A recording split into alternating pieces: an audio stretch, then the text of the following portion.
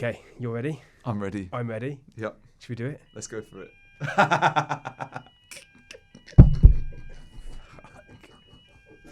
That was the best comedy timing.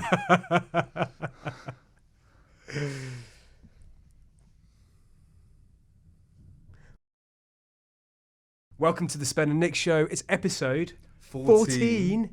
Amazing. Yep. I think that's pretty awesome going. Today we're going to talk about you. I feel like I've dominated the conversation for the last couple of episodes, talking a lot about future builders and what we're doing, and you've been using your kind of coaching techniques and stuff to figure out what that what future builders is. But I really want to talk about you, and I've got a first question, which is, mate, what do you even do though? What do you do? I can't figure it out. So no, this is a fantastic question, and I get it a lot. So I find it really hard to find a word that describes what I do really well, but I think you can only describe me as a consultant, and I typically help companies create kind of new businesses or projects or products. So that's around innovation. So I call myself an innovation consultant. Got it. Okay. I have a slight problem with both of those words, and maybe you do as well. The first thing is like the connotation, we'll skip over this real quickly, but the connotation of consultant is often of big, huge consultancies, management consultancies that come and you pay an absolute fortune for their work, and they produce you like a 200-page slide deck, a report thing of what you should do, but it actually doesn't give you that much substance and change your organization that much from the experience that I've had. That's my first thing, like that trigger flicks when I hear the word consultant quite often. So that's the first thing. And then the second thing is like innovation, like what is that? And actually, is that just a buzz term that people use quite often? And actually, does it really drive any impact? So what do you reckon about those two things? Well, I love, let's go for the order that you've gone with there. Cool. And the first thing that comes to mind actually is a little story from David Allen. Yes. So he talks about this idea of the natural planning model versus the unnatural planning model. Okay. And so the natural planning model says that first of all, what we need to do is be clear on what's the problem we're trying to solve. What's the goal? Number two, like where do we want to get to? Number three, let's come up with lots of ideas to kind of get from one to the other. Then four, let's structure those ideas. And then five, let's decide what the next step is. Right. And plan it out. Yeah. Makes sense. Makes sense, right? Yeah. So you see a bear, that's a problem because you're Yeah. going to get eaten. Yeah. The goal is to survive. Yeah. The ideas could run away up that tree, could call for help, could stand still. Then you structure them. You go, well, actually, what I'm going to do is run for that tree and then call for help. So you structured it. And you go, next step, run. So I've got a very clear planning model. Yeah. However, the way that organizations work, typically, particularly the large ones, is not in that order. They usually start off on the other end of the scale, which is kind of like the next steps. So the business isn't working. What do we need to do? Take more next steps. We need to work harder. We need people to stay longer. And that's what normally happens, right? And then they need more people, more people doing more work. Action. We just need more. Exactly. More next steps. And Got so it. when that doesn't like get the result that the company wanted, then what happens is they go, well, let's do a reorg. We'll restructure. They go to point four. Let's dreaded restructure. We go straight to that. Yeah, totally. And then point three is, right, we need to come up with some ideas. We're going to have a brainstorming session. Everyone's got to come in. We're going to come up with ideas. And typically also what they say is, it's probably even before they jump to the ideas, they're like, we need a good idea. So it's not even we need ideas, we need a good idea. Yeah. So it's how do you know what a good idea is until you've had lots of ideas and then you can kind of work out. Yeah. So that's still point four. And then point three, come up with loads of ideas. Then if that doesn't work, they go, well, we're dry. We've run out of ideas internally. We're going to have to get a consultant in. and they come and they just flip it around and do it the other way around. And then if a consultant, if they're worth their salt, yeah, the first thing they'll ask is, what's your problem? What problem are you trying to solve? Yeah. And what's your goal? And then they get paid a lot of money just to start off asking those two basic questions. Brilliant. So in terms of what that sounds like a great job.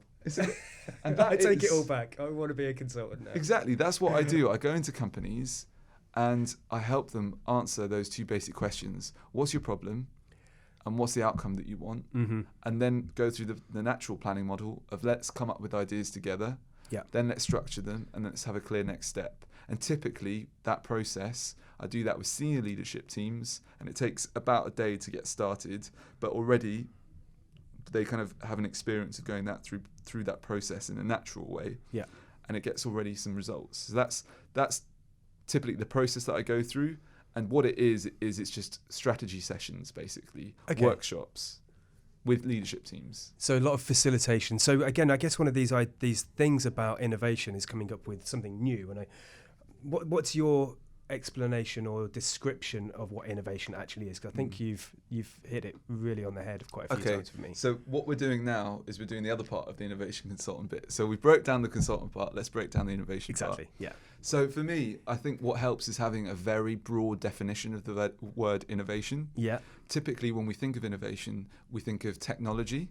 Yeah. Or new products. Yeah. Or maybe like robots, stuff like that. Yeah. And actually, I think that innovation is a lot more than that. In fact, innovation, or you can do new things across many different areas of your business. And also, the newness can be small, incremental, or it can be big.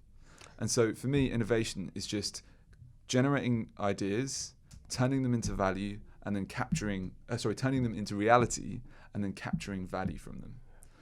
Okay, so just those 3 steps again. Generating ideas. So this is the ideation phase, the creative brainstorming or whatever kind of facilitation you do in order to get ideas out. And then turning it into a tangible, what did you call it? Turning it into reality. Into reality. So I'm very, it's very really broad. Yeah. So that could be a new business model. It could be a new process. It could be a new product. It could be a new marketing approach. Yeah. So it's very broad. Could be a prototype like we've talked about previously. In many cases, it could be a prototype of some kind. And then getting value from that prototype or that product, hopefully. Definitely, because up until this point, that's just invention, because we were going to talk about the difference between invention and innovation. Yeah. So invention is coming up with an idea and turning it into reality. Yes. So there's some, Edison, Tesla, they were fantastic inventors, but then they were also innovators, because what they did was they came up with these ideas, but then they commercialized them. They brought them to the kind of the masses, and they were able to really have a massive impact because everyone was using their products. Equally, some of the things that they came up with never saw the light of day. Those were just inventions. Of course. Yeah. And how many light bulbs were tested? I can't remember what that some quote quotes is. say 1,000, some say 10,000. Right. Lots of failed experiments in order to try to get towards this invention that then, of course, turned into a very innovative product and something that hit. And I think this is the key reason why organizations find having consultants helpful, is because there is inherently a lot of risk involved in coming up with new things or new ways of doing their business.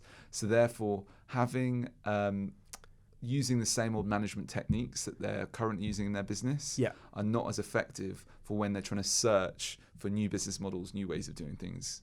Yeah, interesting, because I think you previously talked, or a little bit just now, about management consultancy, strategy, innovation. In some ways, maybe the strategy kind of is the thing that bridges management consultancy and innovation. At least in my head, that's how that works. And what I see as management consultancy is a little bit like the difference between a business, like a business that is doing well, and a startup which isn't necessarily doing well, but it's finding its right direction. And wherever I've seen innovation practice within a big organization, it's often been, well, actually, it's one of those things that often the people that are working in innovation seem to be, this is probably a horrible thing, so apologies if there's any innovation managers out there, but they seem to be the least creative people in the business quite often, right? They're the people that seem to get shit done. And I wonder whether that's because of the makeup of a big organization being there to basically, like an immune system, kill off anything that's new. And that's what the business is all about, and the management consultancy side of things is all about. So I know there's loads of things wrapped up with that, with what I just said there. But what about that bridging, that idea of the bridging thing? Is that broadly? Yeah, let's go first for that part, and then we'll talk about the innovation managers, because I think that's a whole another interesting thing to talk about for sure. Yeah, and then maybe we can go on from there to get some structure into this thing. Oh, we go into innovation management, and then where do really good innovation consultants consultants come in to play, and how if that's a growing trend for people to go into, how do people become them? Perfect. Okay. God, we've got some good structure on this. This is the best structured episode. Okay, so this is something that I don't have a canned response to, but we did talk about it a little bit before. Whereas innovation consultants are helping companies maybe create kind of a new part of their business, in the sense of it could be a new product or could be spinning out kind of a new business within the business. Whereas a management consultant typically has been more around helping incumbent businesses just grow and do what they're already doing, but just a bit better. Capture more market share, incrementally improve their product, etc. Yeah, because also the difference between a startup and or an existing organisation is that a startup's not found product market fit yet. It's an organisation that's searching for product market fit, whereas an established organisation already will have product market fit ideally. And so the management consultant there is probably trying to ramp that up. Whereas an innovation consultant, from what I'm thinking now, it's a much newer term, but is more focused on like the newness side, helping companies find that new product market fit kind of approach. Sure. However, I think there's kind of like overlap. Yeah. I think management consultants typically have also done that. So that's where there's some confusion. Yeah. But I think now, and also innovation consultants do some incremental stuff as well, where they help companies just grow a little bit more. So I think but innovation consultant by the name sounds like it's a lot more around the newness. Yeah. And then you've got the management consulting, which is more around kind of doing what we already do, but just a little bit better. Absolutely. And again, that link of the strategy, actually, any good business strategy has to be focusing on what they're doing really well and growing that, but also looking at what are the risks and the opportunities of developing new stuff. You know, is their business going to hit a wall because of some regulation or some big trend that's coming in or some big competitor that's going to cannibalize their market? And therefore they have to look at innovation. And that's where you have to have that balancing element of the strategy encompassing both sides, I guess. Yeah, exactly. And also, I think this is the tools of the trade for those guys typically have been what you learn on an MBA in the early 2000s. So the BCG matrix, Porter's forces, PEST, those are their tools of the trade, which I think are fantastic. But I think they're not enough. Okay. And I think that when you're trying to create product market fit, the tools that I think are so useful now is lean startup, design thinking, value proposition design, testing business ideas. All these tools and concepts are, like, I think more complete and more useful in the early stages of building something new. Cool. Tell me about innovation managers then. What's your perspective on that side of it? So my perspective on innovation managers is that from the ones that I've spoken to, what often happens is they never studied innovation. Maybe they didn't even study management. They just were in the business. And then they just fell into the role. Okay. That's happened a lot, I think. Someone's got to do this. So we've got a new project. It's a new thing. We don't know what we're going to do with it. Someone needs to be in charge of it, and they're going to be called innovation manager for it. Got it. And so they kind of don't really know what they need to do, and they don't really know what the name means themselves, and they kind of don't really have the tools to get on with it. So there's a lot of confusion and muddling around. Whereas if they'd been taught a lot of these tools and were given that support, I think they would flourish much, much faster. Yeah. Because it's not to say that actually they still can't succeed without knowing any of this stuff. Yeah. They can still succeed, but it's just going to take longer. Sure. You know. And I also wonder whether or not there's something cultural within organizations that has to change in order to give those innovation managers the scope to kind of reimagine what the business really could be, because it often seem that they don't have the full autonomy often to create things of real value, to push the boundaries and the envelope bigger. But then I guess on the flip side, you've got these kind of innovation labs that spring up.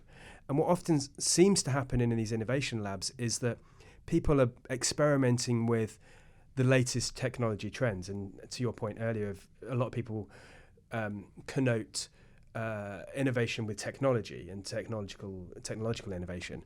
And what these innovation labs seem to be doing is experimenting with VR and AR right now. This is like the trends, with blockchain, maybe with artificial intelligence, with, I know, like drones over the last couple of years, with Internet of Things devices, and they're not actually producing anything of value. What they're doing is inventing new stuff, but not bringing on that, adding the value to the business side of things. And so all these kind of ideas look great, and you walk into one of these labs and it looks like all this amazing stuff is happening, but actually it's of no real value to the company. So therefore they often get closed down or reduced in scope, or like people move away from this idea of innovation, and therefore it becomes a tarnished and negative word often in some of these organizations. I think that's very fair. Yeah. You know, the rest of the company going, we're doing the real work, we're bringing in the revenue. What are these guys doing? Yeah.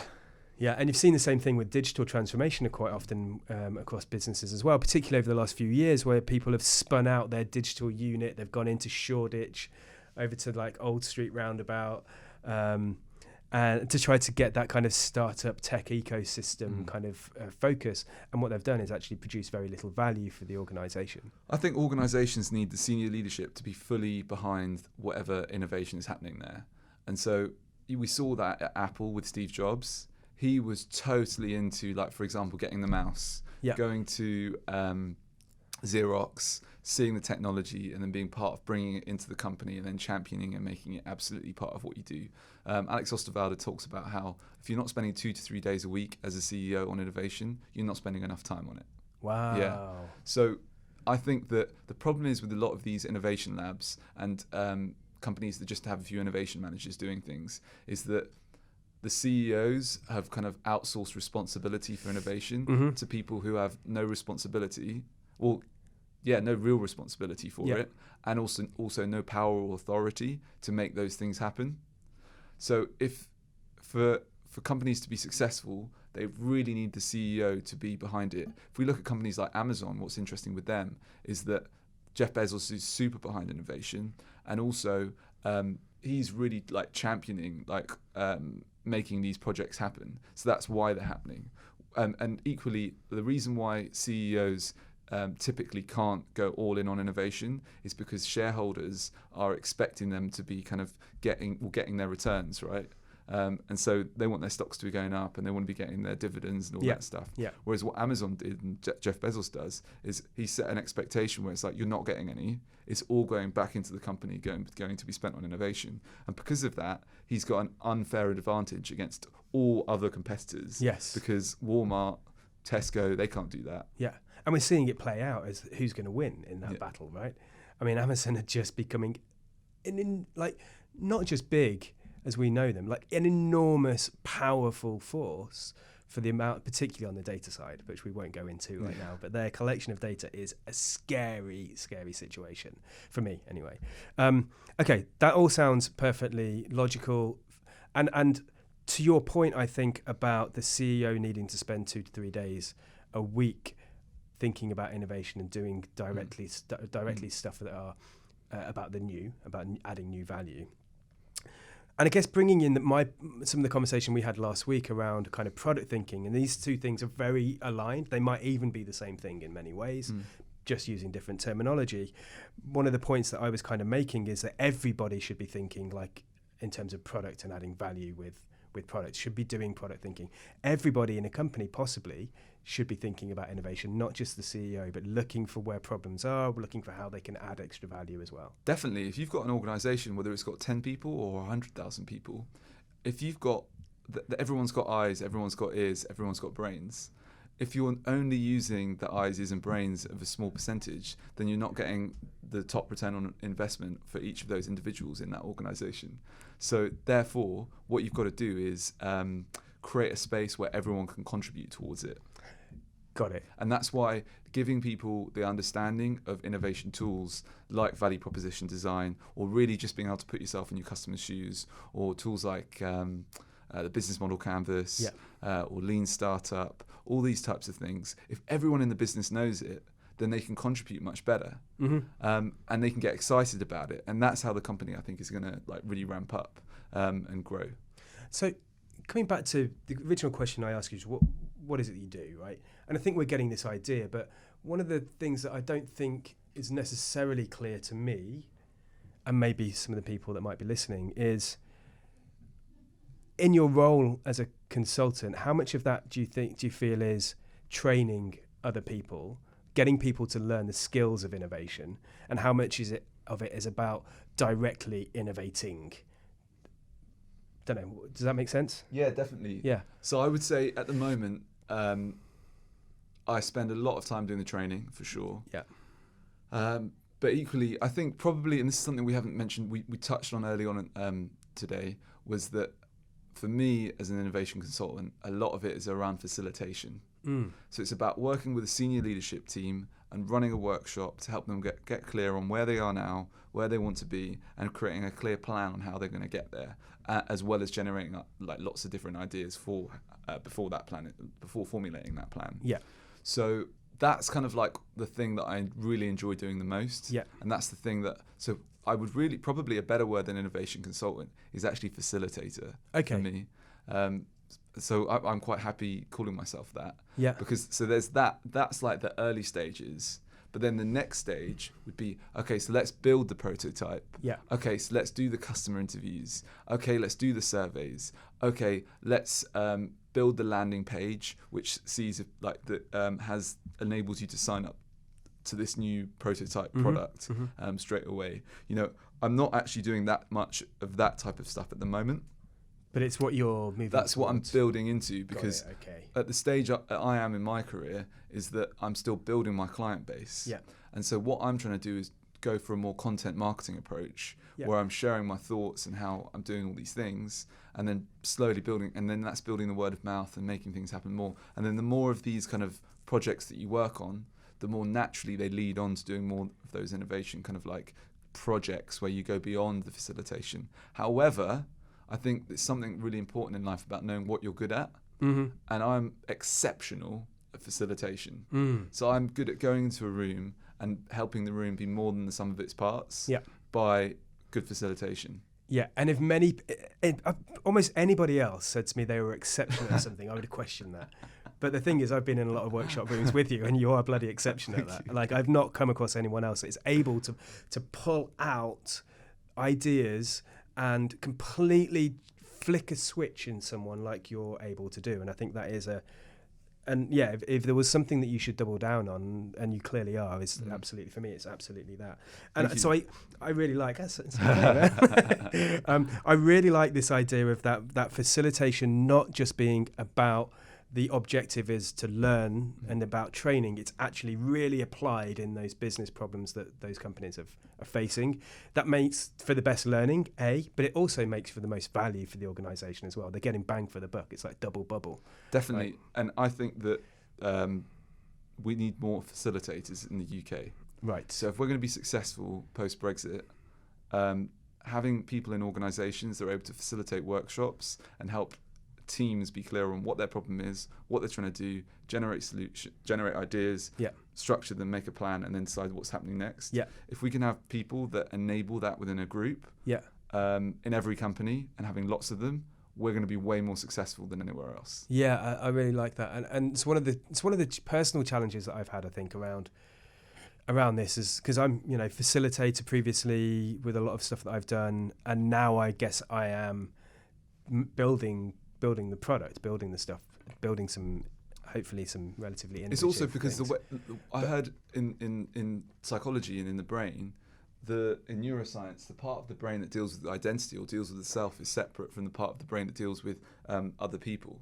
Okay. And so I think that's why that you're able to. It's much easier to give other people advice than it is to try and do it yourself for yourself. Yeah, you get caught up in it, right? And I guess one of my challenges and one of the difficulties I've had is in order to facilitate innovation in a group happening, should you actually be an innovator yourself and be doing of this stuff? Should you have, if I'm gonna talk about venture design and innovation, about business model stuff, should I have built a load of ventures and had some big successes? I think it definitely helps, because it helps you with gravitas and people in the room respecting you, which I think is useful. Yeah. However, it can also be misleading, because people can over-respect you.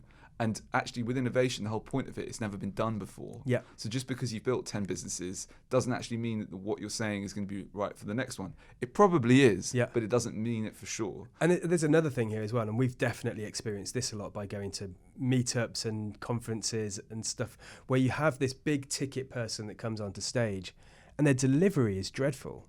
where you have someone who has such experience and you're going for this to absorb all of that experience, that wealth of knowledge that they've had, but actually they just can't tell you in a way that really resonates what it was that they did, or what stuff is good and what you can take away from it. So you're left feeling completely disheartened. So I think that it's an even bigger superpower to be able to facilitate that really, really well, even if you haven't had that track record of like some big exit as a startup. Definitely. And if you look at it from the perspective of Jurgen Klopp and Jose Mourinho, two massive, important football managers at the moment, they did not reach massive heights in their personal footballing careers.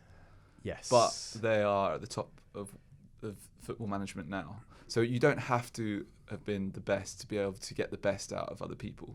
Yeah. And it's the same for any coaching, right? You can think of sport as a really good analogy for that. And some of the best tennis coaches, football coaches aren't people that have necessarily migrated to the top of the stack. And I guess it's about seeing what people can do, what the opportunities are, what the problems are in the innovation space, and how they can improve themselves. So having that external viewpoint in on something is really like a super, super advantageous thing to do. Yeah. Okay, awesome. Did we cover all of those points? I think the one that we didn't really touch on that much is how do you get into this idea of how do you become either an innovation consultant, or I guess we touched on this idea of the MBA and the new breed of MBA stuff that's coming out, alt MBAs. Is that a route, do you think, into innovation consultancy, or what would be your suggestion to someone that wants to move into an innovation consultancy kind of role? I think that you've got to learn the tools, first of all. So you've got to read the book, Value Proposition Design. You've got to read the Lean Startup.